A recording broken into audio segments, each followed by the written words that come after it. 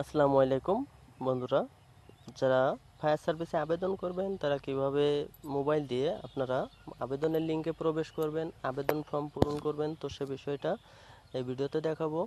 তো সম্পূর্ণ ভিডিওটা দেখতে থাকুন। এখানে আপনারা প্রথমে গুগল সার্চ অপশনে যাবেন। গুগল সার্চ অপশনে গিয়ে এখানে লিখবেন fscd.teletalk.com.bd। তো এটা লেখার পরে সার্চ করবেন। সার্চ করলে আপনাদের সামনে department of fire service and civil defence এই অপশনটা আসবে। তো department of fire service and civil defence এটার উপরে টাচ করবেন। টাচ করার পরে আপনাদের যে আবেদন ফর্ম, মূল যে আবেদন ফর্মটা, সেই ফর্মটা কিন্তু এর সামনে চলে আসবে। এই যে আবেদনের যে লিঙ্ক, সেই লিঙ্কে প্রবেশ করার পরে এটা আসবে। তো এটার পরে এখানে যে অ্যাপ্লিকেশন ফর্ম, তো আপনারা অ্যাপ্লিকেশন ফর্মের উপরে ক্লিক করবেন, চাপ দিবেন। তো অ্যাপ্লিকেশন ফর্মের উপরে টাচ করার পরে এখানে যে কয়টি পদে এখানে নিয়োগ বিজ্ঞপ্তিটা প্রকাশ করেছে fire service and civil defence, তো সেই পদের সমস্ত পদের নামগুলো এখানে দেখতে পাবেন।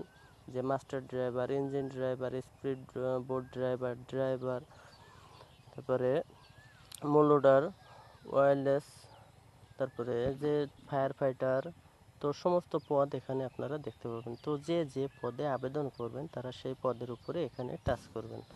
তো এখানে ফায়ার ফাইটার সিলেক্ট করলাম। এই যে ফায়ার ফাইটারের উপরে টাচ করার পরে ফায়ার ফাইটারের বাম সাইডে যে গোল চিহ্নগুলো দেখতে পাচ্ছেন, এই গোল চিহ্নের উপরে আপনাদের টাচ করতে হবে। তো টাচ করার পরে এখানে আপনারা নিচে নেক্সট অপশন পাবেন। এই যে নেক্সট, তো নেক্সটের উপরে ক্লিক করার পরে নেক্সটে টাচ করার পরে আপনাদের সামনে ঠিক এমন ফর্ম আসবে। তো এই ফর্মটা আপনাদের পূরণ করতে হবে। তো এই ফর্মটা আপনাদের সম্পূর্ণ সঠিকভাবে পূরণ করবেন। পূরণ করে এখানে যে প্রথমে দেখতে পাচ্ছেন application name, father's name, mother's name, date of birth, quota, তো জন্ম তারিখ, এখানে জন্ম তারিখ দিবেন। এর যদি কোটা থাকে তো কোটা সিলেক্ট করবেন। এরপরে height, chest, nationality, NID, national NID, material status, care of permanent address এবং প্রেজেন্ট অ্যাড্রেস।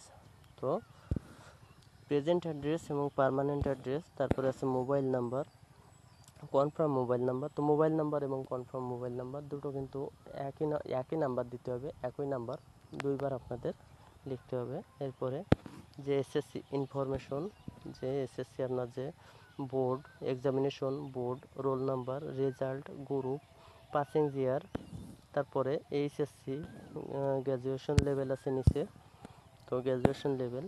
তো সম্পূর্ণ ফর্মটা আপনারা, এই যে ফর্মটা, সম্পূর্ণ ফর্মটা আপনাদের সার্টিফিকেটে যেভাবে আপনাদের নাম দেওয়া আছে, তো সেভাবে আপনারা সঠিকভাবে এই ফর্মটা ফিল আপ করবেন, পূরণ করবেন, সঠিকভাবে লিখবেন। লেখার পরে যে নিচে চলে আসবেন। নিচে চলে আসার পরে এখানে যে কোড এখানে দেখতে পাচ্ছেন, যে এই যে কোড, এই কোড একজন আবেদনের ক্ষেত্রে, প্রত্যেকের আবেদনের ক্ষেত্রে আলাদা আলাদা কোড আসবে এখানে। তো এই কোডটা আপনারা এই ঘরে লিখে দিবেন। তো এই ঘরে লিখে দেওয়ার পরে, তো এরপরে এখানে যে টিক মার্ক দিবেন, এটা টিক মার্ক দেওয়ার পরে নেক্সট অপশনে, এই যে নেক্সট অপশন, তো নেক্সট অপশনে আপনারা টাচ করবেন।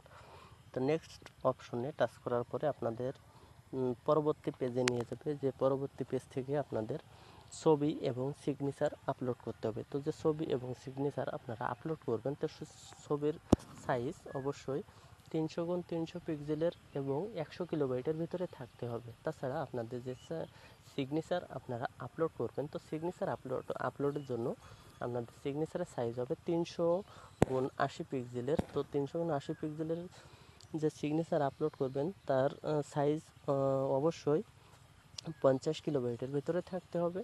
তো ছবি এবং সিগনেচার আপলোড করার পরে অবশ্যই নিচে আপনারা আবারও সাবমিট অপশন পাবেন। যেমন এখানে নেক্সট অপশন আছে, আপনারা ওখানে সাবমিট অপশন পাবেন। তো সাবমিট করার পরে আপনাদের আবেদনটা কমপ্লিট হয়ে যাবে। তো যারা মোবাইল দিয়ে আবেদন করবেন তারা অবশ্যই এই নিয়ম অনুসরণ করে আপনারা মোবাইলে আবেদন ফর্ম পূরণ করবেন, তাহলে আপনাদের আবেদনটা সম্পূর্ণভাবে সাবমিট হবে।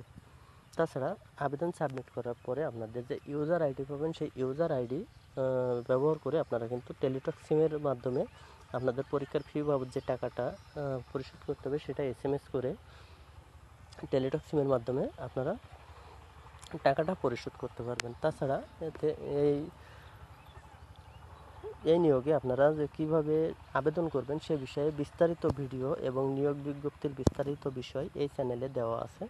তো সম্পূর্ণ ভিডিওটা এই চ্যানেলে ভিজিট করে সম্পূর্ণ নিয়ম অনুসরণ করে আবেদন করবেন, তাহলে আপনারা সঠিকভাবে আবেদন করতে পারবেন। তো সবাই ভালো থাকবেন, সুস্থ থাকবেন। ধন্যবাদ সকলকে। আসসালামু আলাইকুম।